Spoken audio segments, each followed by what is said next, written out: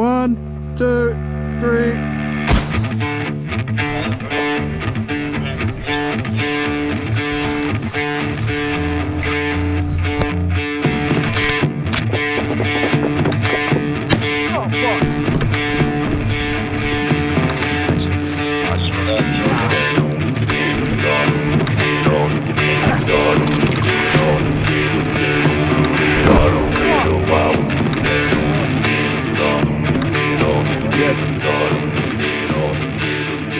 Revenge, this is Hot Rod. If y'all have a Mavic hovering over us, tell it to fuck off.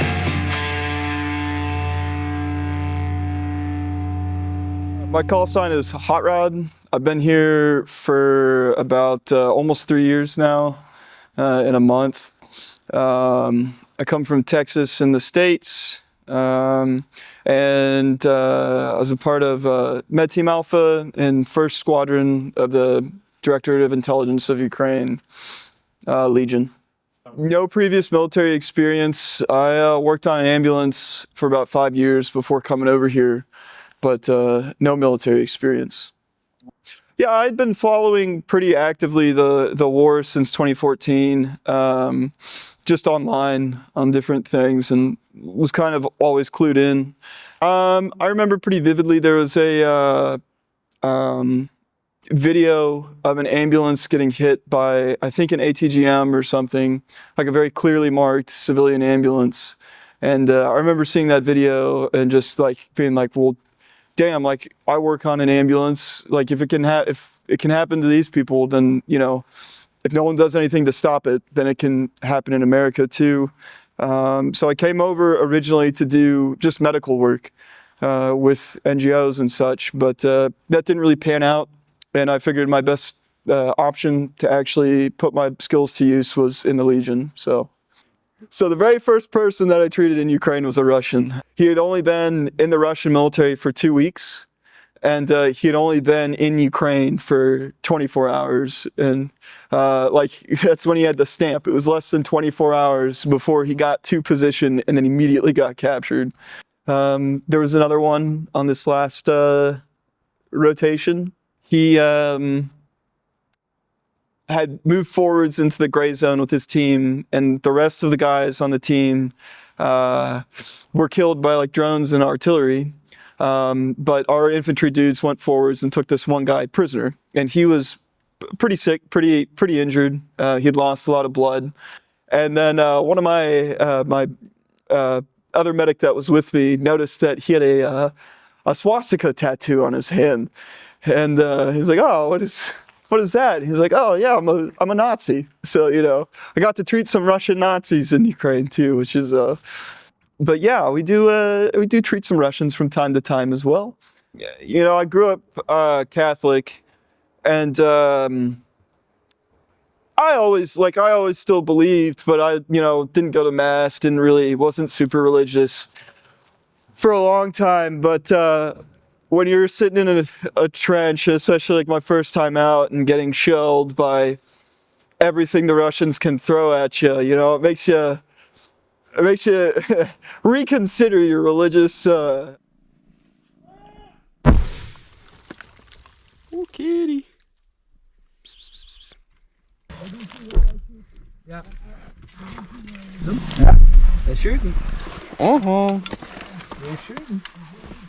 It's okay, little kitty. I'll protect you. So I would always pray on the infills, and you know, not necessarily for myself, but for all the other guys. And I've had my very close calls, and somehow I'm still here. There's been times where there's one time, so we were moving forward to the like first line trench. We were going through an area that had been under Russian control but currently wasn't. Hello.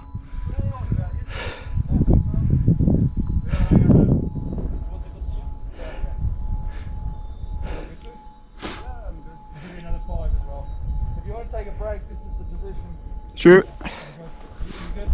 Yeah.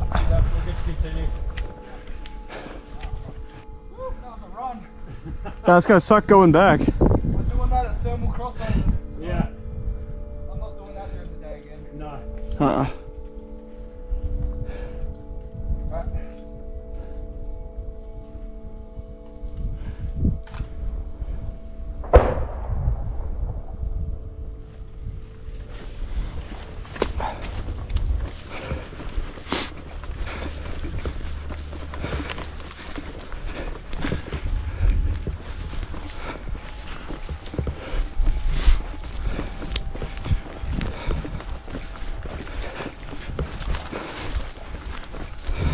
The guys went forward and they make it to the trench, and I'm like the fourth man. And the guy in front of me trips a tripwire.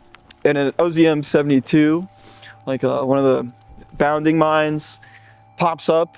And at first I didn't know because like a Mavic had just gone overhead. So, and it kind of like there was just so when the OSINT goes off, there's an initial explosion, which is a little charge that like makes the mine jump up. And then there's another wire that attaches to the mine that when it reaches a certain height, it pulls the pin and then the mine explodes. The mine bounds up and it doesn't explode, but I don't notice it yet. There was a little explosion on the ground.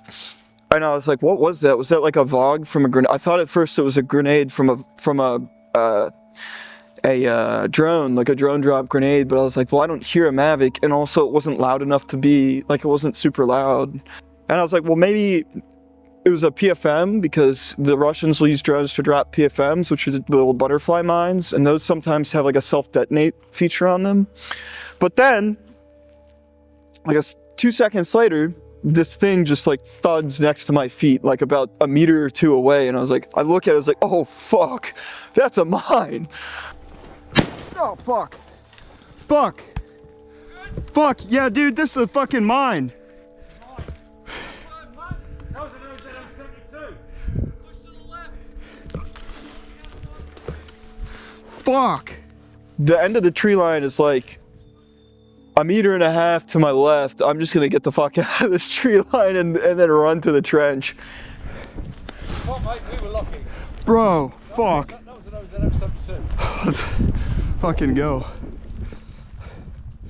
I was pretty lucky then, and the guy who tripped it, and you know, it was his birthday. And so it was really funny when we get to the trench and the Ukrainians are like, you know, we're letting them know what happened. And they're like, oh, it's your second birthday. And it's like, well, second birthday, but it's my actual birthday too, you know? So yeah, that was pretty wild. That makes yeah. Yeah, I think the next meal I had tasted a little better than most of the other. That kasha, man, that hit the spot. Whew.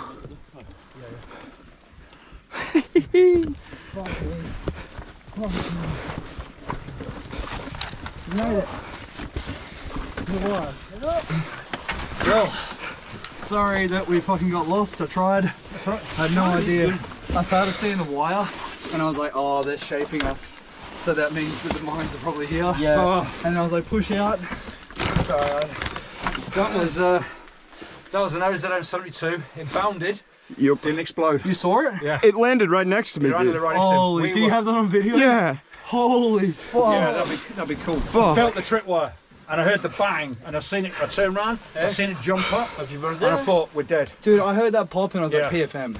No, That's what I heard because that was the exact I kind need of sound. to go back there and have a look at it on the way out and have a look at it why it didn't function. Because who set it up? I imagine these It, dudes. so the first part worked, so it jumped up. The second part didn't work. The swings at the bottom that pull the pin, right? Yeah. So, What we as a team wanted to provide for the unit was a casualty collection point just behind the front line for whenever our infantry teams went out and did things, did their assault actions or whatever they needed to do, there would be medical support just behind them. And so, but not only, because whenever we operate in an area, we're never alone. There's always friendly Ukrainian units around too, other Legion units, other GOR units. And so a lot of my time was spent not only treating our casualties, but also the friendly locals who would get injured because they didn't have any medical capacity on the ground either.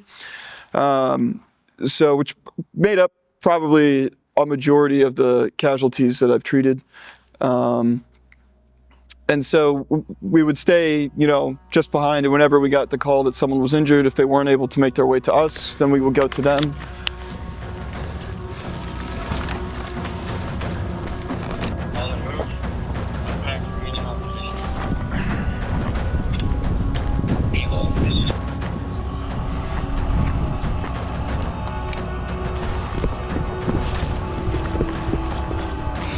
Yep.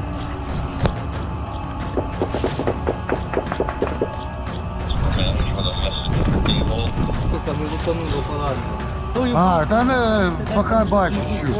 PFM? И там сзади где-то, и нога где-то. How did he get injured? Was it like, was it a grenade? Was it... Yeah,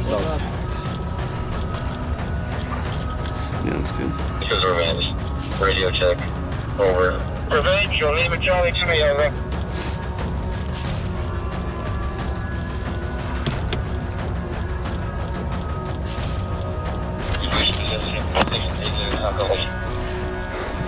Roger, hold tight for now. Okay. Let's switch sides. I need some help. Yeah.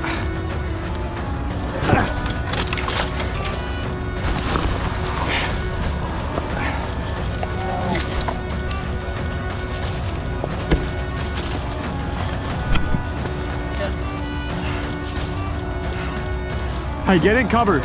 Get in cover. Revenge, this is Hot Rod. If y'all have a Mavic hovering over us, tell it to fuck off.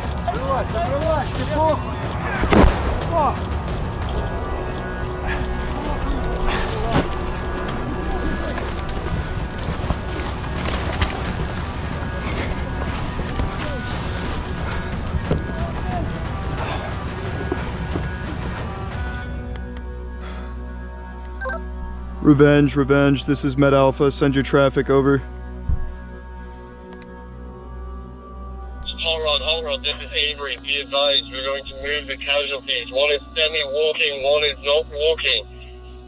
We're going to move these casualties to Cherokee for further assessment. Over. Recommend you meet us there.